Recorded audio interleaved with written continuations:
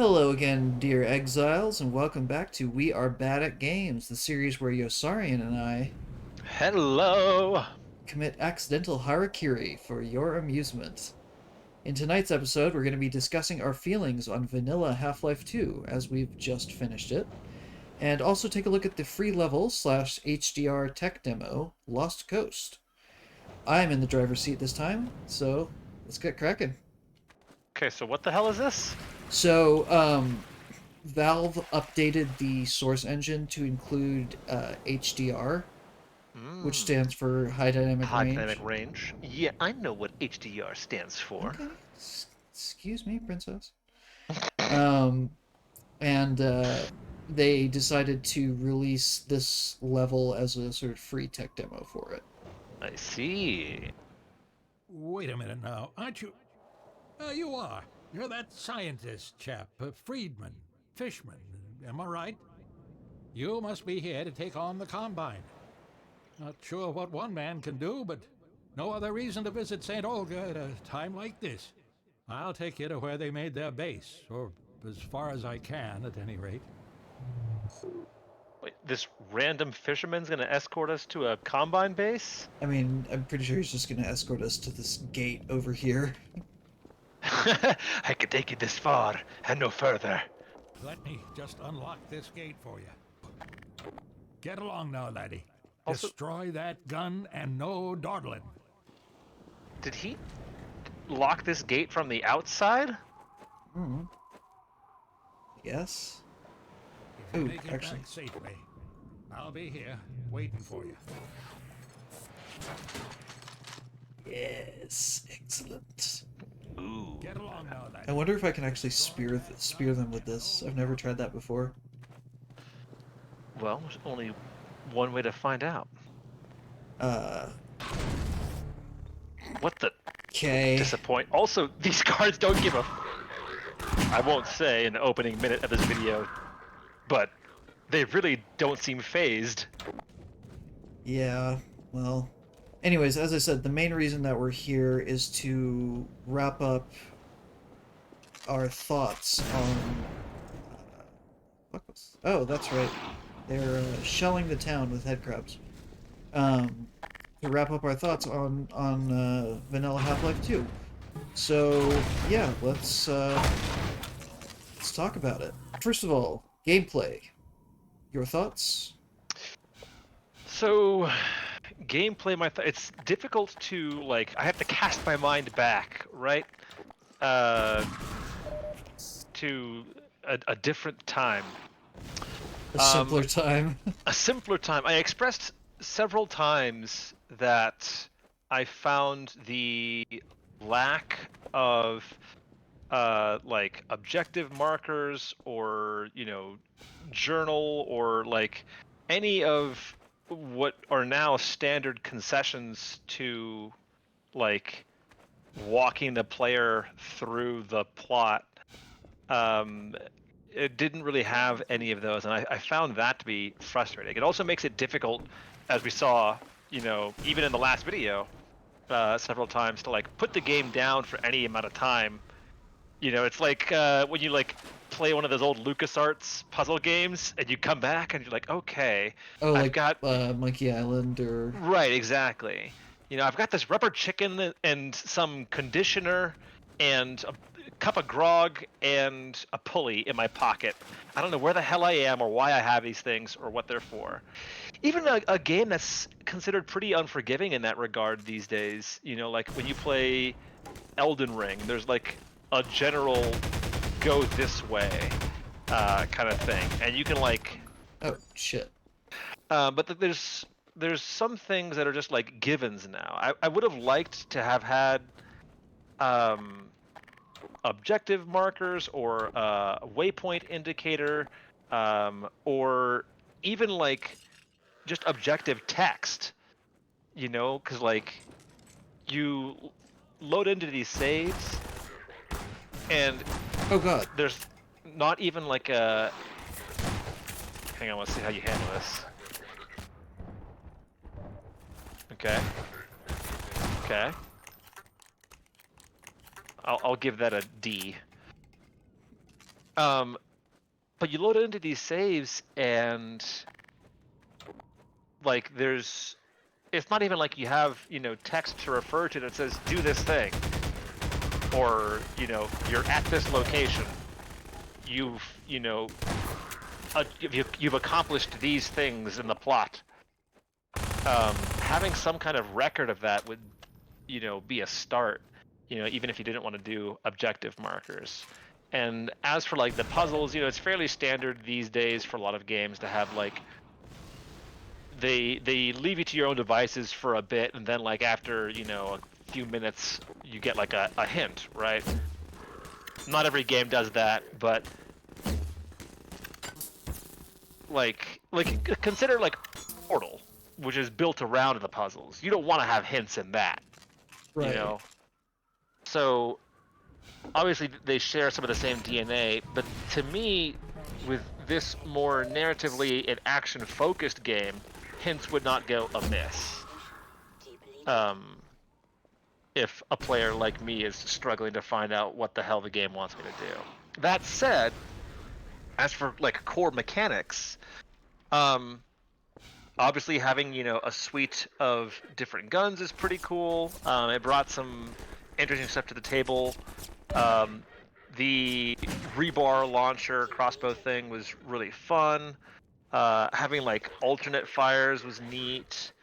The rocket launcher, God, I remember that being a big deal, like being able to guide that, like when it came out, and it's still fairly unique. Not a lot of games have that kind of like laser guided thing these days. So in terms of mechanics, I think it's pretty solid. Like, it's not quite on, like, Bungie level as far as Well, shooters go, but... God, who is besides Bungie? But, Like it's up there. I don't know that I would even say it's up. I mean, for its time, definitely. But like the ecosystem, the arena that it was competing in was much more limited. True. Like just having like a sprint option was, not like standard. Nowadays, if you don't have sprint, slide, mantle, and grapple, you're like making a deliberate choice to avoid them. Whereas back in this game's heyday, like having sprint was like pretty interesting. Having crouch, I mean, like not every game gave you crouch even back then. So yeah, gameplay, like obviously some really cool innovations. I mean, Um, the whole physics system was right, of course, that's got to be the number one thing, completely that revolutionary. that sets it apart. Yeah. I think they did a really great job with like the physics puzzles, and also like leaving lots of physicsy things to do. I don't know. I feel like having all the physics things through the lens of the gravity gun, kind of lends it a strange. I mean, lends it a strange gravity that isn't really like narratively supported. Like even at the like having the whole last segment of the game be gravity gun centric turns it into like a really really big deal that isn't really like narratively addressed. I would have liked to have had ways to do physics things with the other guns, like the rebar launcher. Whatever that, I think it's called the crossbow. I think they call it. The crossbow does cool physics things, but like none of the other guns really did that. I Oh, would have you liked mean to have like pinning people to walls? right. I would have liked to have had like a gun that like did like a shockwave that blasted things, or Sort of like the upgraded gravity gun does. well, no, that because that just like kills people. I meant like something that just has like a physics impulse, a knockback, but doesn't necessarily have. Oh, I see what you mean. My point being, in Portal, the portal gun obviously is given tremendous narrative weight, and it's also supported through the story. Right. Whereas the gravity gun, you kind of just like come across it, it gets 2 lines, and then it becomes the only implement through which to experience the game's most impactful mechanic. Pretty in here. Hmm. Yeah, the physics stuff is like really interesting. Obviously, you know, it's with a destructible environment, whatnot. Not a lot of like places have followed up with that. I feel, you know, like physics-based gameplay isn't really, you know, didn't really catch on. Ah, yes. Good. I did it. Huh. Oh no!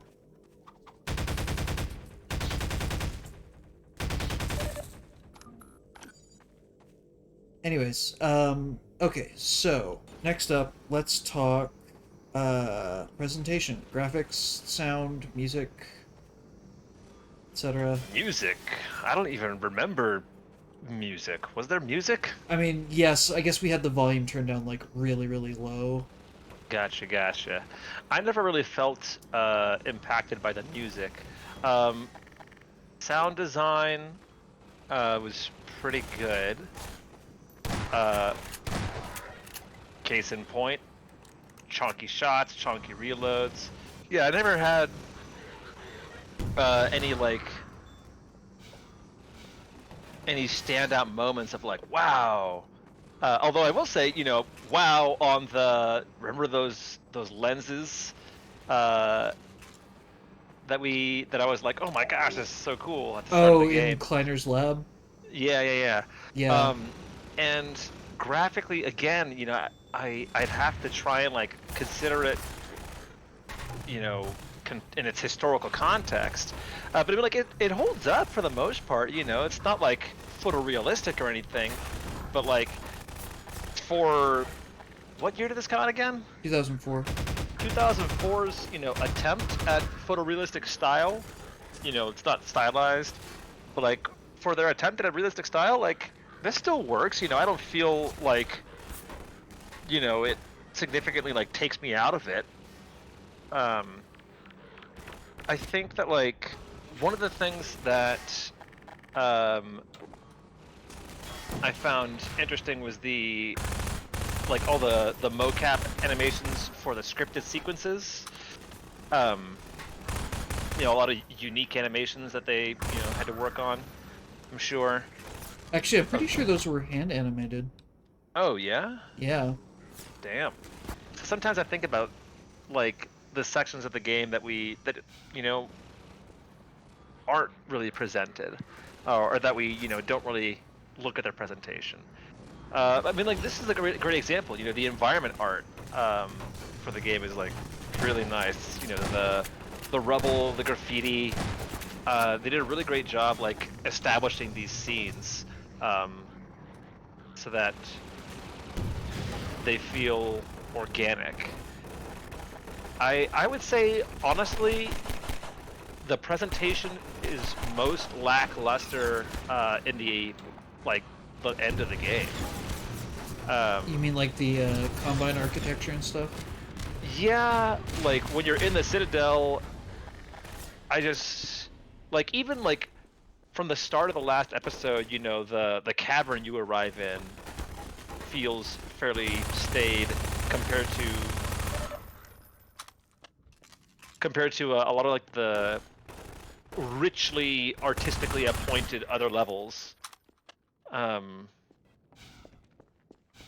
you know, you get like even like little bits of foliage, little bits of, you know, crumbling, you know, broken wood. Like there's a lot of environmental storytelling that goes on that I feel is absent in the end of the game. But for the Hmm. most part, it's pretty fantastic. Also, who put these columns here? Because they did not. Oh, okay. They're making an art like a rotated thing. I was like, why are they? Because the bases were throwing me off. If you look down at the base, I was like, they're like misaligned. So, next up, I realize, you know, we definitely focused in terms of the videos anyway, we definitely focused more on, you know, the banter and the gameplay than we did the story. Um, Hmm. but story. Story. So the the story I felt was kind of like difficult to invest in. And speaking of presentation, like there were a few conversations that were. Hang on, I'm just enthralled by watching you take on this helicopter. Nice. He's Ah. kamikazing. So I feel like most of the story is like wrapped up in the cinematics, and Even though um, there are no cutscenes. right, which like makes it difficult to enforce a camera angle or like balance audio, or you know you can't really like constrain the or like define the player's presentation, their experience as a viewer. Hmm. um but in terms of like the actual the premise, was kind of difficult for me to understand. I had to rely a lot on your like breakdowns and explanations and stuff. Like for me from the start, it was like, okay, we're in a dystopia and we want to overthrow it, right? We're trying to take this guy down, and that much I grokked. Um, but like as I expressed to you, like had you not told me, I literally never would have known that there was involvement with like alien collaboration. I thought that like the head crabs and stuff were just like a holdover from Half-Life 1 that you know now like roamed our world. And the what do they call the ones that called us the Freemen? The The Freeman. Vortigons. The Vortigons, right? I thought that that was just like a I thought that head crabs and the other stuff was like perhaps technology we had like learned from them or something. I don't know. Because, after like trying to look stuff up and figure out like, where is this revealed, there's like literally one line and it's only in like environmental, like, one of Breen's radio, video, TV, giant TV announcement things. But like if you're not watching the TV, at that particular moment, like blink and you miss it. And then you have the experience, like I almost had, where you miss some pretty critical information. Um, and without that critical information, I was definitely like kind of lost for a lot of the time. And it's the same. I think that having those objective markers or objective text or some kind of a journal would really have helped. The other thing is that like Gordon, of course, is a silent protagonist in the classic style. Mm-hmm. Um, and that means that all of our understanding of the story and all of our like emotional engagement has to come from the NPCs, which we don't always have the luxury of like being around. We don't always have someone to reflect off of. We have like our squad mates every now and then. Right, but we're not always around Alex or Barney or Eli Right. Kleiner. Right. The guy who first had us take down the gunship. Um, he was like in the Oh, basement. Cubbage. Cubbage, yeah. We Colonel don't have Odessa Cubbage. Colonel Odessa Cubbage. Yes. So like maybe it's easier to keep it all in your head if you don't split it up like we did. But I feel like Or if you're just playing it to play it and you're not focused on like doing commentary the whole time. I feel like even if I have been playing it, like there's so many opportunities to miss stuff, or so many ways to like not pick up what's being put down. Hang on. This victory with a feast. I hope you like leeches. Hey, where you going? You're getting fuzzy around the edges. Well, I guess you got other places to be. Nice knowing ya. Okay. Wait, did we just vanish before his eyes? Is that what happened? I guess we were recalled by the G-Man or something. I guess so. Okay, well, we still got a couple things to talk over, so I'm going to swap Sure. over to Vanilla Half-Life 2. All right. Hi there, Bravo here. Before we move on, I have a small request for you. If you're enjoying the video, please remember to leave a like, or even better, a comment or a subscription. It's just a click for you, but it's vital to the survival of small channels like mine. Thanks, back to the video. So, we were discussing the story. Right.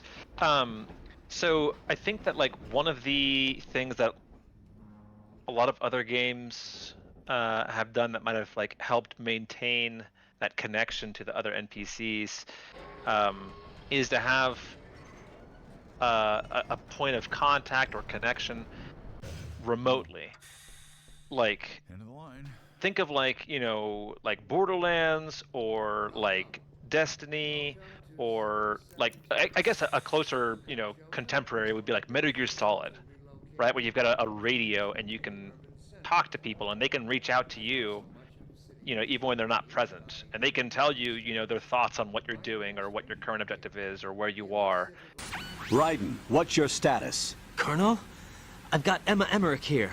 We've managed to avoid drowning. Good job. And here, you only get to hear those NPCs when your objective happens to take you close to them. And then, you've got oftentimes, long stretches of traversal and activity, in isolation. That makes sense, yeah.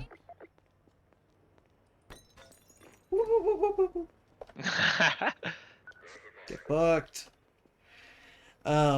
That's a really good point. Yeah.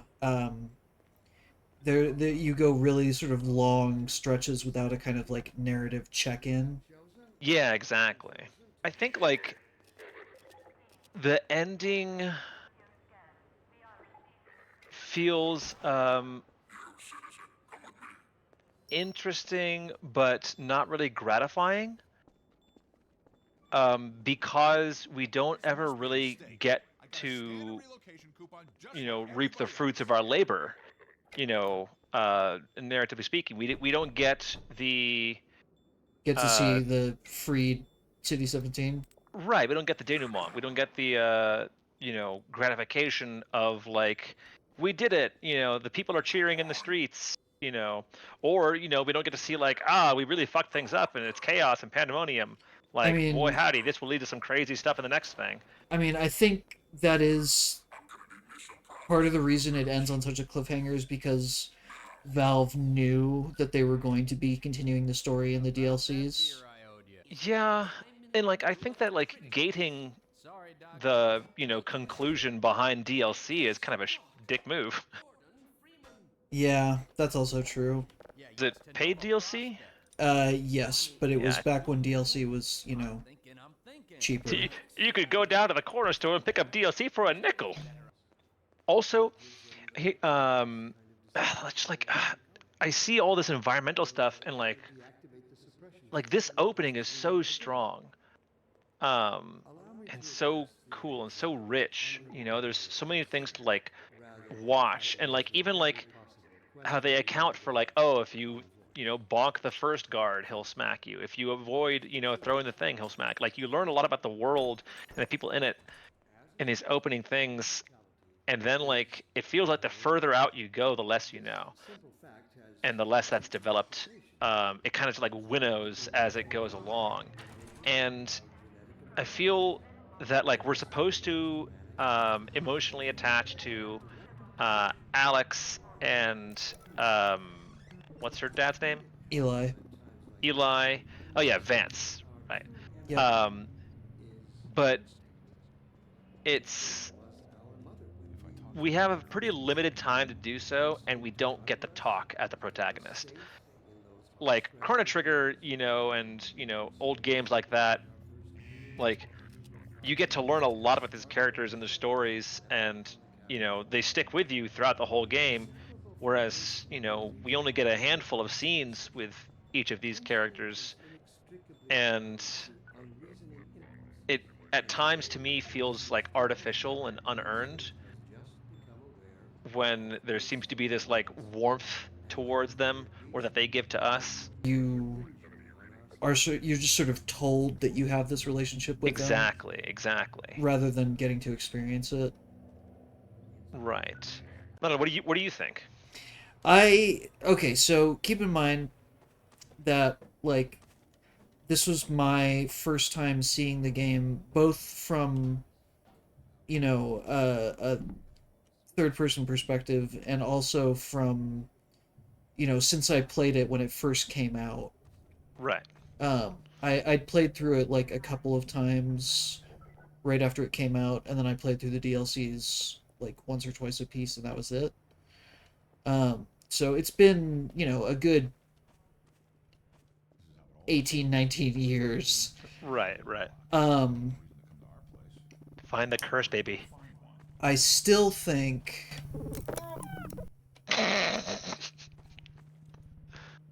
here you guys deal with that. Um, I still think that there's enough revolutionary stuff here for this game to qualify, especially given the context, taking it in like contemporary context. Right. I mean, yeah, these days we're fucking spoiled for, all these narrative tools that we've developed and, methods we've uh discovered for, delivering stuff. Like there's a ton of, This is in any medium, any storytelling medium, like it's a process, right? If you go back and you read, old literature, like modern novels and stuff that are designed to deliver a story do so in a very different way with, I would say, a higher degree of overall efficacy in terms of at least character as we value it today. mhm. um Also, I just realized this is a literal physics playground. Very nice. But yeah, like the classic example I always cite is like if you go back and like read the Arthurian legends, um, by I think like Sir Thomas Mallory is one of the main dudes who puts them down. Hmm. Um, but like if you go back and read those, like by modern standards, they're pretty fucking bland. Um, they're not like well paced. It takes it forever and a day for them to establish character. World building, forget it. They just kind of assume that you know all the geography of, England and France and, Albion. Albion. Yeah. And like it's just not very interesting, you know, by if you were to take it solely in modern context, without a historical interest. Um, and so I think that like you're right that this kind of environmental storytelling itself, I think, as I recall, was pretty groundbreaking stuff. There weren't a lot of games trying to tell a story through the environment and trying to have, random throwaway NPCs, just wandering the streets, telling you about the world. Um, Yeah, I mean, basically, what I was trying to say is that I think obviously there are certain aspects of this game that hold up well, and certain aspects of it that really don't. But I think if you take it in temporal context, for what it was when it came out, I think with that in mind, I'm still comfortable calling it a genre-defining masterpiece. Right, one of the goats. Yeah, you know, it's Like you could probably unplug that TV, pull that plug. oh hey, this is where the Oh, missing block went. fucking vandals. See? Oh god. Kiss your TV, bye bye. That's what you get for messing with the kid's playground. And you know, the other thing that was really cool about this, for how much of a, you know, graphical powerhouse it was, back when it first came out, it was insanely well optimized. Oh yeah? Yeah, like you could run this game on max settings on a fucking toaster. What was the, I mean, It's like, okay, not literally. this was a, It's but not this was a, go ahead. it's not Doom. You can't literally run it on like a TI-83, but um Does the Doom run on T83? yeah, people have managed to make Doom run on calculators, on microwaves, on fridges. I was playing fucking, like, Drug Wars on TI-83. I was playing Arkanoid. Then if I had known Doom was an option, um, back in the day. Oh no! Oh no, we're flanked. Oh no. Stop. Don't. So when this was optimized, though, like, what were the platforms that it had to optimize for? Originally just PC, and then it came out for Right. Xbox. So that's my point, is that they only had one platform to worry about when it came out. True, but PC isn't just one platform. It's all kinds of different hardware. Video cards and yeah.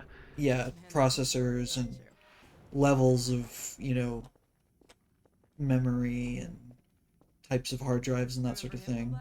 Yeah. Um, I can't pretend to be, an expert in that, but I do And- recognize that it's very multifactorial. you also have to account for all of this stuff. Right. So as we get into Dr. Kleiner's lab and that whole sequence, the final thing that I want to talk about is just, you know, now that we've kind of talked about the various sort of disparate aspects, Stairs are right there. yeah, just your overall impression. You know, you finally played Half-Life 2. What do you think? I think, especially like, Nice to finally meet you. nice to finally meet you. She's just like brimming with admiration, and yeah, when you're introduced to her, you get that close up of her face and her big old beaming smile, and Hey, let me that's buy you a drink. your favorite thing. My favorite thing, so cool. Oh yeah, Um, you didn't do this when you were here, but check this out. I did not. Your talents surpass your loveliness. What the fuck? Mhm. Well, is he here? And then here's the original Black Mesa crew. There's Gordon, Oh, and there's Eli, That's right, Barney. This I is a didn't red even letter day. and see Dr. that. Kleiner. Inaugurate the new teleport Wow. transmission. And there's Jack Nicholson, the start of it all. So yeah, overall impressions, especially reflecting on it and discussing it, like it's definitely easy to see. Oh hey, Oh, it's G-Man. it's definitely easy to see like why and how it was like so significant for its time. Occupies a great place in the annals of video game history. For my own part, if I wasn't playing it with my best friend and joking about it throughout, I think that like I would have found the frustrations really inhibitive of my enjoyment. The other thing is that I think I was playing it on hard mode, and so like there were some parts that were just like frustratingly difficult, like the gunships.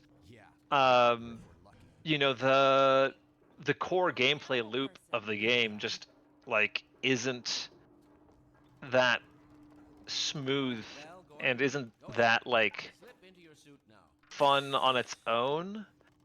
Um, like standing around and firing at the gunships with a rocket launcher for 10 minutes or whatever just isn't enough.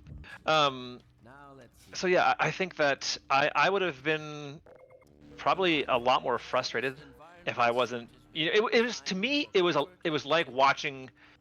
This is gonna sound sacrilege, but it was like watching a B movie or something. Where the best way for me to enjoy it was to kind of make fun of it along the way and not take it seriously. I feel like if I was trying to enjoy this game on its own merits by myself, that I wouldn't have enjoyed it nearly as much. Do you feel that's just due to the various, factors that age it? Um, Or yeah, is it just the game itself that you kind of don't enjoy? I think I don't think that. I think if I was playing it by myself, I would have played on normal mode. Um, and the story still wouldn't have been amazing to me. The gameplay itself would be kind of fun for a while, but kind of repetitive. Like Mhm. they try and keep it fresh by introducing like really the main things is that they like drip feed you guns, right? That's kind of the trick that they do. You get a new way to shoot the world as you progress. You get the bug gun, and you get the gravity gun, and you get the crossbow, and you get the rocket launcher. Because But there really isn't that much variation in the right, enemies. exactly. Like you've got head crab zombies of varying types, um, a few different flavors of combine, the gunships and the striders, and that's pretty much it. Yeah. So yeah, I think that I would have like had fun for like half the game, and then kind of been bored. Fair enough. Um, well, I'm really interested to see how you feel about the DLCs in that case because they do a lot to mix up the sort of base gameplay loop. Right. And like that's like my favorite game of all time is Portal 2. Like Oh, but point being that like um I think that I look forward to the DLCs because I think that these games shine when they are compact. Portal 2 it does a phenomenal job with telling its story efficiently, um, you know, through both like the incredibly characterful, uh, robots that you get to, chat with. GLaDOS, of course, is just incredible, but also they do a fantastic job, just like here with environmental storytelling. And because you're in the enclosed environment and so tightly contained, they can really guide you through that environment much more effectively and jam pack it with story. And you can maintain that narrative density throughout the whole experience because it's only 6-10 hours long, whatever, as you play through it. There's no like stretches that you have to go through without that kind of engagement. So I hmm. imagine that these DLCs, if, as you say, there's 6 hours or so, they're probably going to have a much higher density of that storytelling. Yeah, you're not wrong. Once episode one kicks off, the uh, the narrative really almost kind of, I would say, kicks into high gear. Ah, forgot about that. Yeah, I Um, didn't have that on your list of enemies. well, it's because it's not technically an enemy. Oh, hello. Yes, it's me. Uh, autograph line starts over there. Um, but yeah, I'm like I said, I'm very curious to see how you feel and react to the DLCs. So now that we've finally made it to the part where the game kind of really starts, I think that's about it. Hey, Gordon! Hi, Barney. The Citadel's on full alert. I've never seen it lit up like that. Get Oh. out of City 17 as fast as you can, Gordon. Take the old canals, right? They'll get you to Eli's lab. It's Oh, look at that under its little roof, and there's a swarm whole of network of refugees, and they'll help swarms you. of Paparazzi. yeah. I'd come with you, but I gotta look after Dr. Kleiner. Oh, and before I forget, I think you dropped I never this noticed back at those Black Mesa. ribs. Good luck out there, buddy. Well, don't just drop it. It's fragile. Well, you weren't looking at him. Was he going to toss it to you and smack you in the head when you're not looking? It's Gordon Freeman. He could catch it without looking. Not in my Anyway, experience.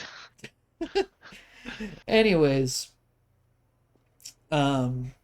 if you took the time to listen to us just sort of ramble about Half-Life 2, thank you so much for sticking around as always.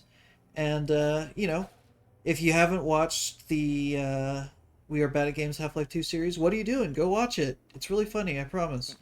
Go check it out and then reflect on it. Ask yourself the same questions we asked ourselves and tell us why we're totally wrong. Yep, do that. Anyways, thank you so much for lending us your time and attention.